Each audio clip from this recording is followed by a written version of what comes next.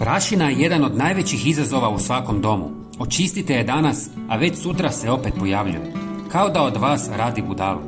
Sprejevi koji obećavaju da će odbiti prašinu često su skupi, imaju mirise koji mnogima ne odgovaraju i često sadrže kemikalije koje nisu baš najbolji izbor za zdravlje.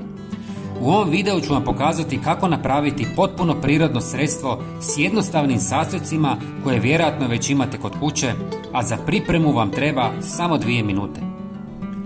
Prvi sastojak je 300 ml destilirane vode.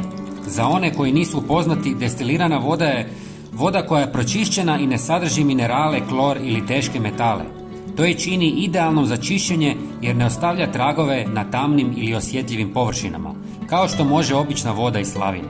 Također, poboljšava učinkovitost drugih sastojaka u vašem sredstvu za čišćenje. Zatim dodajte 100 ml bijelog alkoholnog octa koji je izvrstan u razgradnji masnoća i uklanjanju nečistoća s površina. Njegova blaga kiselost pomaže u smanjenju nakupljanja prašine, a istovremeno prirodno dezinficira površine bez ostavljanja tragova. Nakon toga dodajte 1 žlicu maslinovog ulja. Maslinovo ulje je izvrstan sastojak jer stvara tanki zaštitni sloj koji sprječava nakupljanje prašine. Osim toga, čini površinu sjajnima bez ostavljanja masnih tragova.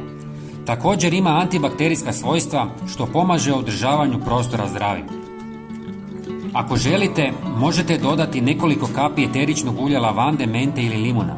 Lavanda daje ugodan miris, a njezina antibakterijska i antifungalna svojstva dodatno poboljšavaju učinkovitost čišćenja, dok također pomaže u odbijanju insekata.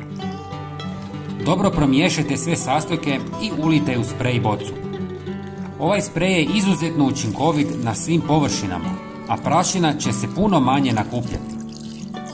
Prijatelji, podijelite ovaj video sa poznanicima kako bi i oni mogli isprobati ovo prirodno rješenje protiv prašine. Hvala vam puno i pozdrav!